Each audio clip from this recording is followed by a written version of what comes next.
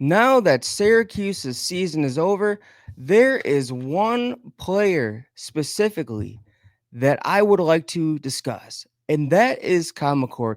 He found a lot of success at Syracuse. And to be honest, I wished him nothing but the best when he entered the transfer portal. But then he made those comments about everything goes full circle eventually when asked about Ohio State's loss to Michigan. And now I'm going to put his success at Syracuse into perspective because those comments were unnecessary. I get that Ryan Day has a Michigan problem, but don't act like you weren't part of the problem at Ohio State that season. All right, so let's look at his 2023 lone season at Ohio State. First off, he barely beat out Devin Brown. Devin Brown's in the transfer portal. He barely saw any time at Ohio State, and when he did, he didn't look anything special. Kyle McCord's completion rate versus top 10 teams. I'm talking Notre Dame, Michigan, Penn State. Defenses with an actual pulse. His completion rate was no higher than 62.9%. And to put things more into perspective, his completion rate was 65.9% all season. Just awful. Awful. The threshold you want to be at, I'm pretty sure, is pretty much above 70%, 70 to 73%. And speaking of completion rate, he missed easy throws all season. All season. 5 and outs, pretty much thrown behind his receivers, sailing over their head by 5 feet. There'd be times when Travian Henderson was waiting on the flats for a pass. It would sail over his head by a lot. I mean that's how bad his completion rate was. That's how bad it was. And he plateaued during the Wisconsin game. He had 226 yards, 2 interceptions. His completion rate was 65.4%, and his QBR was 49.4%. You're supposed to get better as the season goes on, not get worse. And to put things into even more perspective, there was, if you go look at the stat, if you go look at Travion Henderson's stats, he put this team on his back from Notre Dame all the way up to the Michigan game.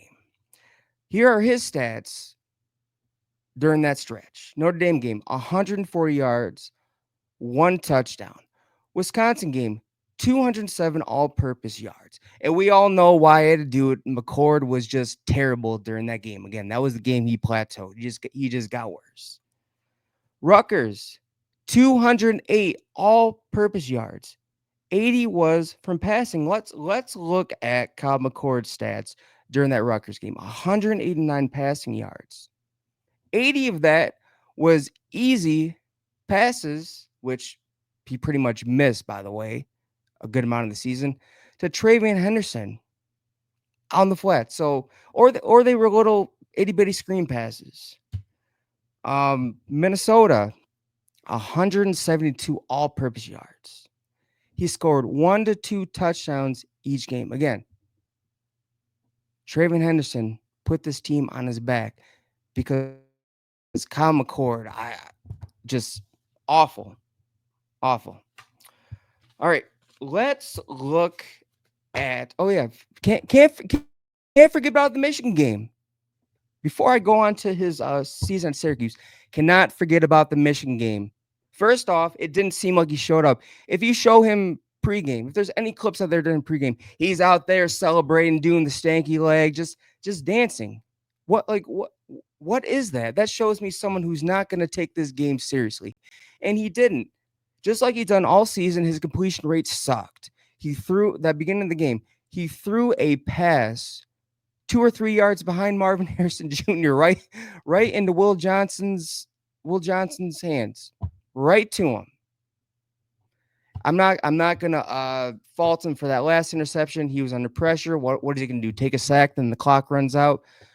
But again, just the epitome of what was happening pretty much all season and playing against defenses who have an actual pulse. All right, let's go to this season against Let's go to this season, Syracuse. All right.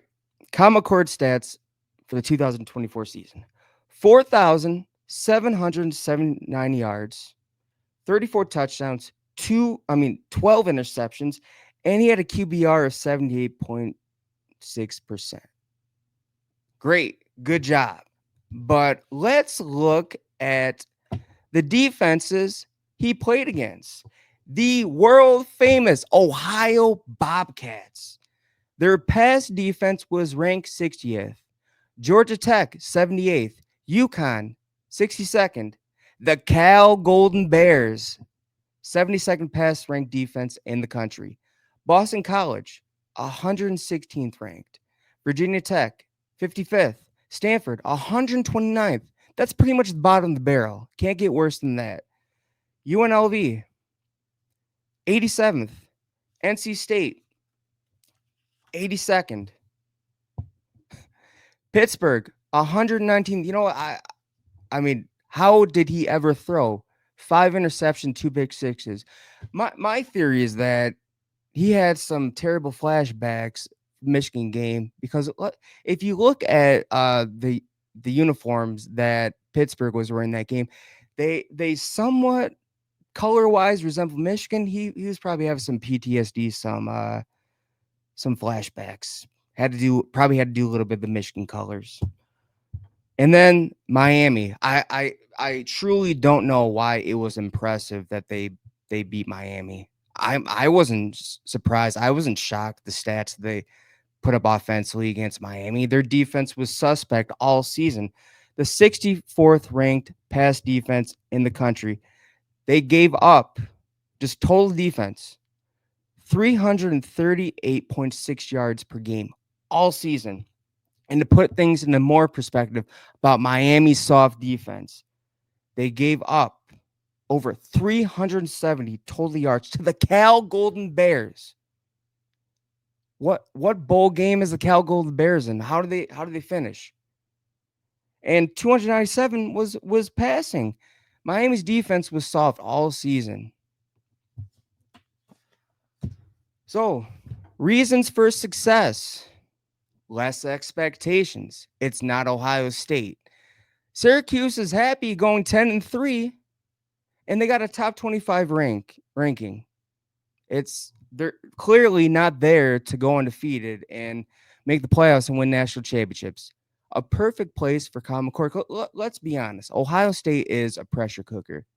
Not all quarterbacks can handle the pressure at Ohio State, and he clearly couldn't. That's why I'm starting to think that his completion rate was so low. It was 65% for the whole season. He was probably overthinking these throws, thinking about the pressure he's under.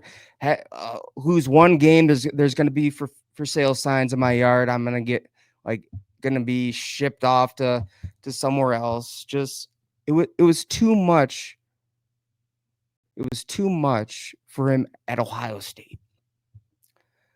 Second reason, less competitive conference with weaker defenses. Again, I'm not gonna go over all these defenses again, but none of them remotely crack the top 50. Just go do some research. Look at the stats. It's there for everybody. All right. And again, not Ohio State. When you go to Ohio State, the expectation is to beat Michigan, to win the Big Ten title, win the national championship. I mean, Ohio State fans are still harping over the Michigan loss. They have a chance. This team has a chance to go on and compete for a national title. That's how much pressure there is. And you know what? Go look. And speaking of stress, go look at a picture of Ryan Day when he took the head coaching job at Ohio State, and go look at now. It looks like he's done like 2 terms as the president of the United States. It looks like he's aged by like 20 years, man. I'm worried about his mental health. But anyways, those comments were way too much. Like, don't act like you weren't part of the problem at Michigan. it proves that you did not belong at Ohio State. The lights were too bright, and you found success at a school with clearly less expectations.